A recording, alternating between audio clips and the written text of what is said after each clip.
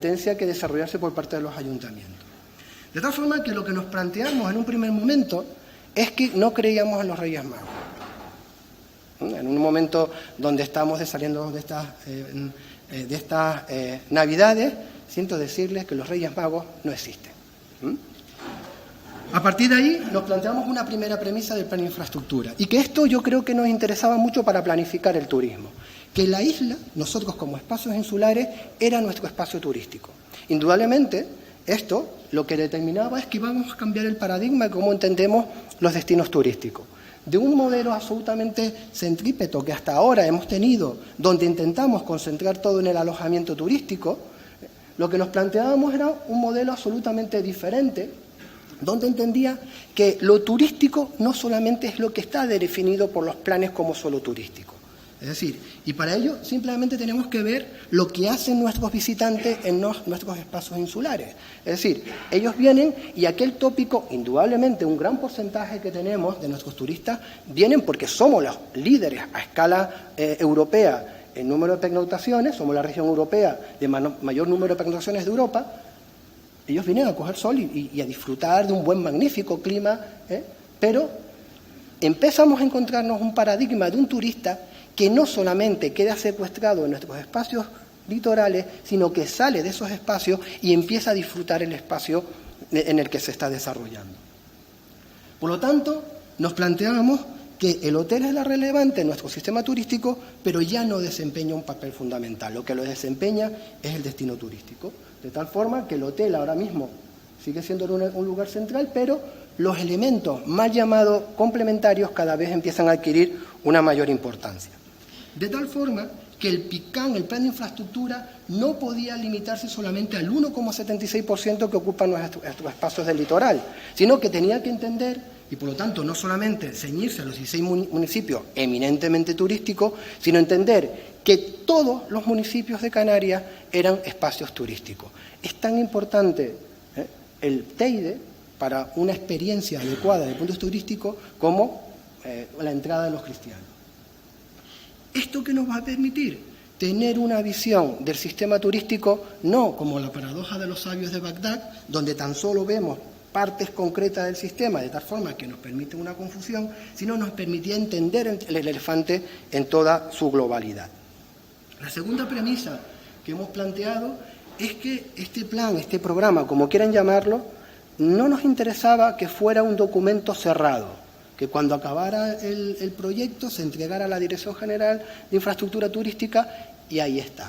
Es decir, estamos cansados de ver planes que acaban siendo papel y que ya está.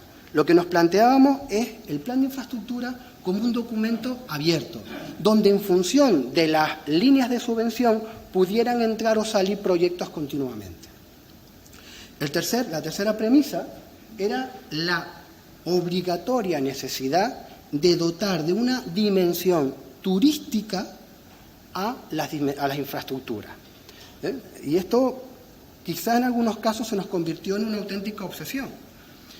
¿Por qué? Porque teníamos que centrar que esa infraestructura que íbamos a plantear dentro del plan tenían que ver con una adecuada lectura turística del territorio. En segundo lugar, que el turista, entender qué turista estaba viniendo a Canarias y por lo tanto a la que íbamos a desarrollar esa infraestructura, era el elemento central de la estrategia turística. Y que teníamos diferentes tipos de turistas, no solamente hay uno, por lo tanto, en función de las demandas de estos turistas, teníamos que desarrollar las infraestructuras. La tercera premisa dentro de este apartado era que teníamos que realmente acometer aquellas infraestructuras donde realmente hacían falta.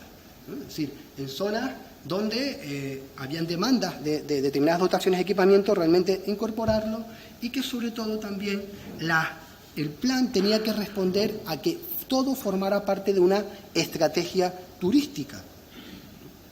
Y que sobre todo, lo más importante era que el plan fuera un ejercicio, y pongo entre comillas, inteligente de toma de decisiones. Y aquí hicimos una reflexión que me parece absolutamente interesante, que era todas las infraestructuras, esto es obvio lo que voy a decir, tienen que ser sostenibles, desde el punto de vista de la constitución física, de su utilidad social, económica y ambiental.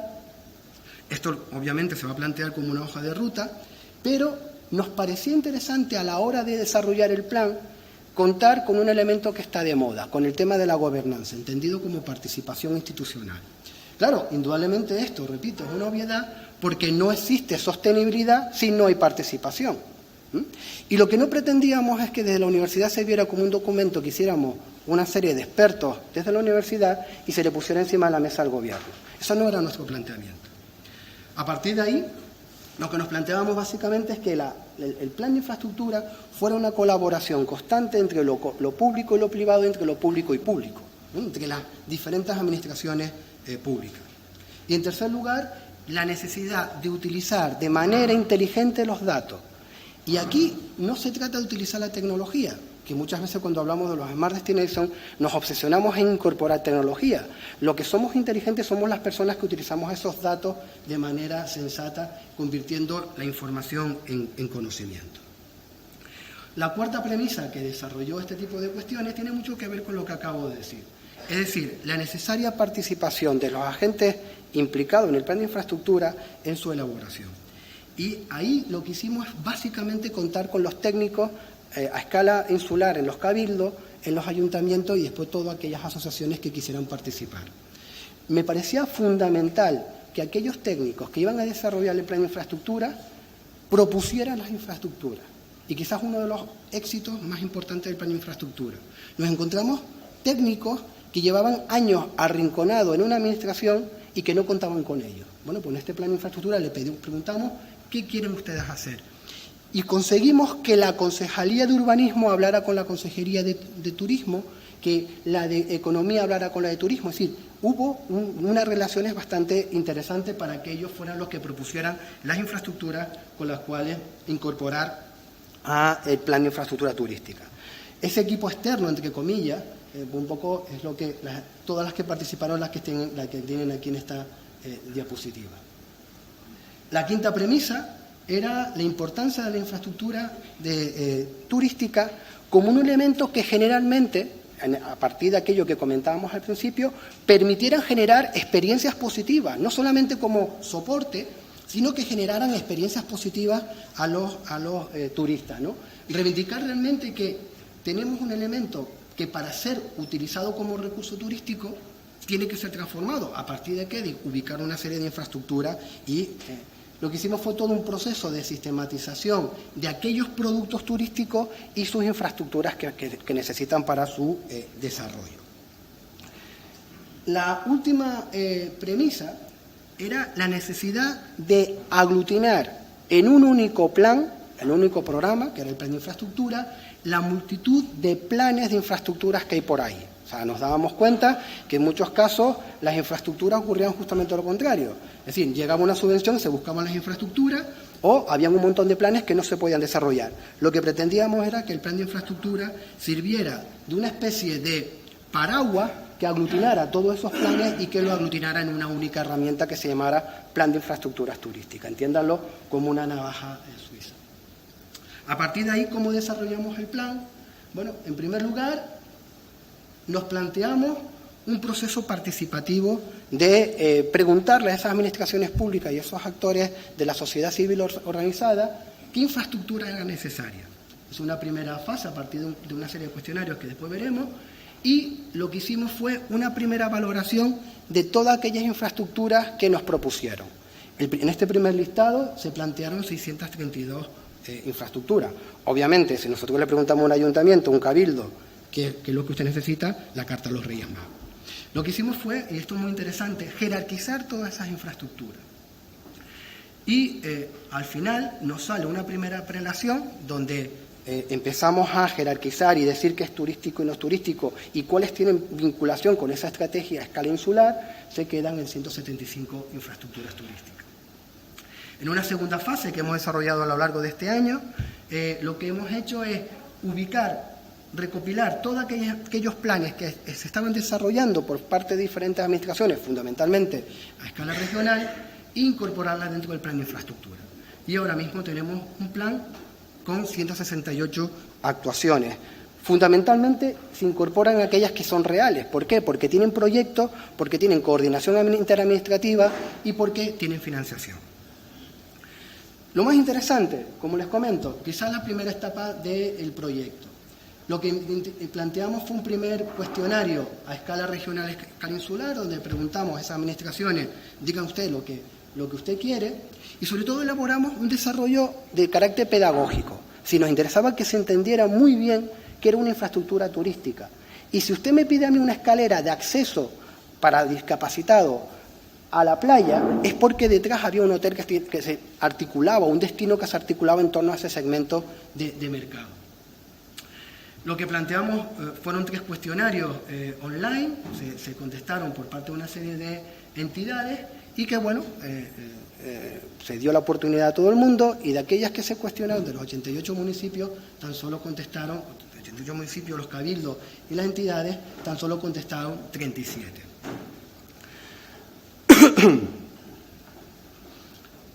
¿Cuál es el planteamiento también del PICCAN? Una de las cosas que nos repetían mucho los actores. El plan de infraestructura no se plantea como un café para todos. Es decir, aquí ya hay un conflicto ciertamente político, pero lo que nos planteábamos es que aquella infraestructura con los escasos recursos económicos fueran los que realmente tendrán una dimensión estratégica de este tipo de cuestión. Para ello, ¿qué hicimos? En primer lugar, todas esas infraestructuras que habíamos tenido, las 600 y pico que les comenté, la adecuamos al perfil turístico de cada una de las islas. Y para ello utilizamos el plan de estrategia de marketing a escala insular, donde define muy bien, a partir de lo que se ha hecho por parte de Promotura o por parte de los cabildos, qué quieren ser los destinos de mayor. O sea, yo quiero, la Isla del Hierro, por ejemplo, tiene muy claro que uno de los segmentos que quiere desarrollar es el turismo activo, el turismo de parapente.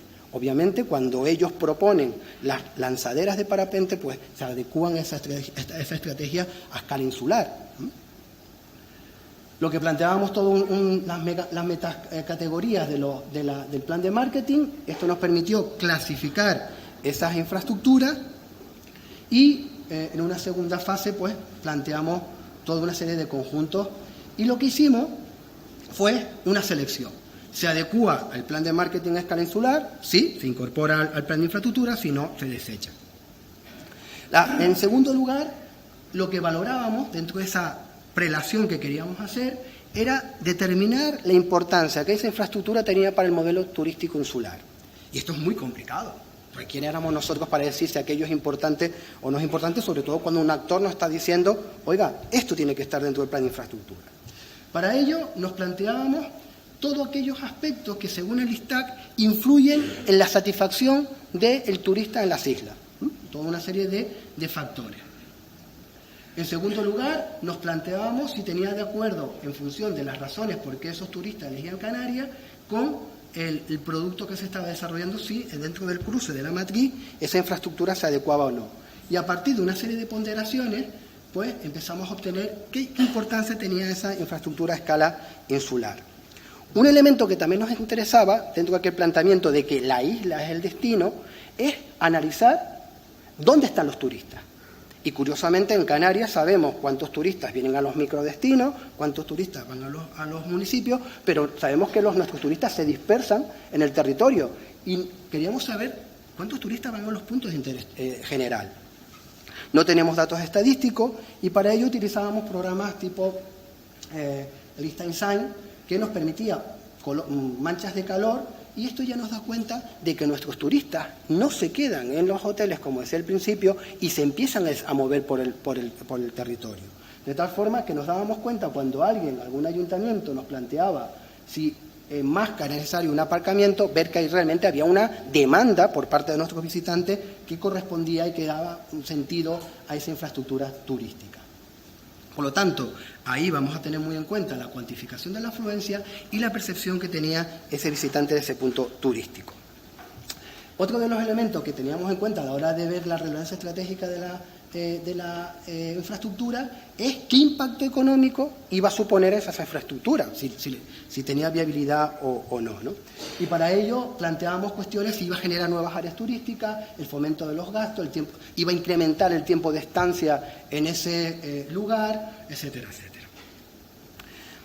Otro de los criterios que utilizamos era una valoración por parte de los técnicos de la Dirección de Infraestructura Turística y de nosotros en la universidad, si estaba incluido ese plan en un programa o en un plan, y esto es muy importante porque lo que no queríamos era la improvisación. Queríamos premiar a aquellas instituciones que ya habían hecho su tarea planificando las infraestructuras turísticas. Otro de los elementos, como comenté antes, es si ya tenía un estudio técnico o un proyecto redactado, de tal forma que esto permitía que a la llegada de una subvención el proyecto se podía ejecutar inmediatamente. Y también, de nuevo, premiábamos a aquellas instituciones que habían hecho su tarea. Si tenía financiación previa, el grado de ejecución de la obra, y por último, una propuesta de infraestructura. Si la infraestructura era una propuesta de muchas actuaciones, por ejemplo, en el consorcio teníamos que lo proponían el Cabildo, lo proponía el consorcio, lo proponía el ayuntamiento. Obviamente tiene una relevancia importante, ¿no?, cuando venía por parte de muchas instituciones. Y obviamente en algunos casos sí estaba incluida dentro de un PMM. A todas estas establecimos todos unos criterios de puntuación, una ponderación, y esto nos va a permitir que dentro del plan de infraestructura, aquellas infraestructuras que teníamos, pudimos ir ordenándolas poco a poco, de tal forma que cuando vinieran las subvenciones, el dinero, podíamos tener una prelación. De tal forma que, por ejemplo, una de las primeras que nos salió en Tenerife era la mejora de la eficiencia del complejo Costa Martianes. A partir de ahí tenemos que hacer un segundo baremo, en el sentido de que nos interesaba mucho ver el grado de ejecución de las obras, sobre todo para plantear este tipo de cuestiones, y si estaba en la licitación ese tipo de infraestructura turística. De tal forma que al final de toda aquella infraestructura nos quedamos con el 30%, porque eran las que básicamente tenían proyecto. Como les digo, nos encontramos en una primera fase de PICAN, que lo que permite esta prelación que se hizo es bajar de las 632 a 175, y todas estas obras, repito, están propuestas por parte de los actores de los ayuntamientos y de los cabildos participantes. Bueno, esto es un poco la metodología que estamos utilizando. Esta es un poco lo que hemos planteado, cuáles eran propuestas por los cabildos, por los ayuntamientos, un poco temas de estadísticos. Y nos llevamos una grata sorpresa, porque pensábamos que todavía existía esa filosofía por parte de los ayuntamientos de obras faraónicas, y es que el 91% lo que nos solicitaban los ayuntamientos y los cabildos era la reforma de las infraestructuras que ya estaban. Es decir, tenemos destinos que están consolidados y lo que queremos son mejoras y en algunos casos obras de actuación, ¿no? Eso también volvemos de nuevo, cuál era el tipo de apoyo educativo, recreativo, etcétera, etcétera, ¿no? Hemos incorporado este año una segunda etapa, como les comentaba, donde lo que hemos planteado es todos aquellos planes que estaban por ahí repartidos, aglutinarlo dentro del plan de infraestructura turística. Y para ello hemos recopilado todas aquellas infraestructuras que en los últimos 5 años se llevaba por parte del Gobierno de Canarias. Y la verdad es que son muchos planes con muchas infraestructuras. Las hemos incorporado dentro del plan, de tal forma que nos encontramos que este es el plan de infraestructura que se presentará públicamente en breve, y que para no aburrirle y ir acabando, básicamente nos encontramos un reparto que se concentra en algunos casos las obras en las dos islas de Gran Canaria y Tenerife, pero que indudablemente lo que nos ha permitido es que estamos con un presupuesto de 205 millones de euros. Lo que más destacamos nosotros del plan de infraestructura es que hemos intentado innovar con la metodología, hemos intentado que dentro de ese paradigma de la sostenibilidad se planteen obras desde el punto de vista que sean lo que realmente los ayuntamientos o los cabildos o los actores se solicitan, y que sobre todo evitar esa improvisación que nos había caracterizado hasta ahora. Entender que no solamente el turista se está centrando ahora mismo dentro de este nuevo paradigma de la planificación dentro de las áreas turísticas, y hacer un cambio cualitativo y entender que la isla es realmente el destino turístico. Yo creo que me he ido demasiado rápido, pero me han dicho, tenemos que tomar café y vamos un poco rápido, ¿no? Muy bien, muchísimas gracias.